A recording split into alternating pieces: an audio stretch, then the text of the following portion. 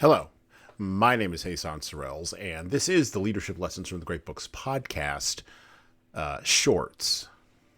There's no co-host on these shorts episodes.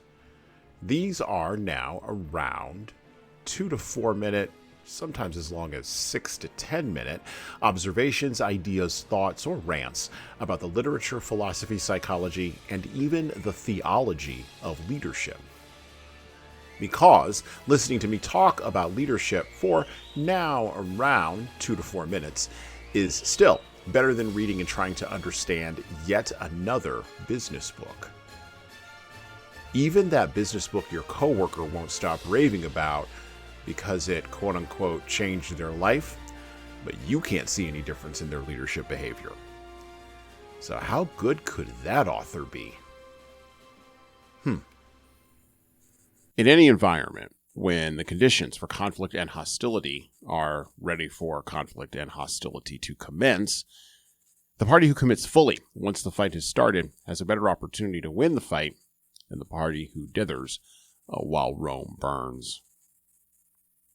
For those of us who don't know anything about conflict, physical or psychological, we assume that our instincts and quote-unquote flight or fight mode will kick in when any battle starts, and that somehow we will perform somewhat admirably. We've been watching too many Hollywood movies. The problem is our quote-unquote flight mechanism in the form of avoidance, fear, distraction, or accommodation is much more likely to kick in than our quote-unquote fight mechanism. Particularly when we are faced with an opponent that seems as though they are better prepared, more confident, or better armed, either psychologically or physically, than we are. However, in our lack of analysis, we also forget that every action tends to engender an equal and opposing reaction. Such reactions provide feedback in a conflict that we can either adapt to or avoid. The enemy on the other side gets a vote, and we get a vote too in response to the enemy's vote. And so on until each side in the battle or the conflict or the disagreement or the war is exhausted, demoralized, or makes a mistake they can't recover from in order to continue the fight. Leaders must understand that demonstrating the appropriate amount of enthusiasm or reluctance for battle before the fight matters little once the fight has begun. No one will remember your principled resistance to fighting when the fighting actually starts.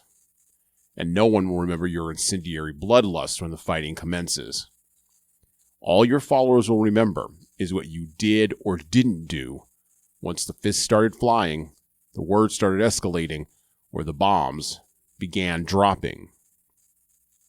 Principles matter only so far as they take you, and others to a courageous end.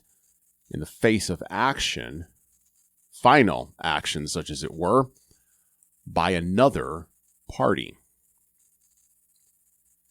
And well, that's it for me. Thank you for listening to the Leadership Lessons from the Great Books podcast today. And now that you've made it this far, you should subscribe to the audio version of this show on all the major podcast players, including Apple iTunes, Spotify, YouTube Music, and everywhere else where podcasts are available. There's also a video version of our podcast on our YouTube channel. Like and subscribe to the video version of this podcast on the Leadership Toolbox channel on YouTube. Just search for Leadership Toolbox and hit the subscribe button there on YouTube. And while you're doing that, leave a 5-star review if you like what we're doing here on Apple, Spotify, and YouTube. Just go below the player and hit 5 stars. We need those reviews to grow, and it's the easiest way to help grow this show. And tell all your friends, of course, in leadership. By the way, if you don't like what we're doing here, well, you can always listen to another leadership show. There are several other good ones out there. At least that's what I've heard. All right. Well, that's it for me.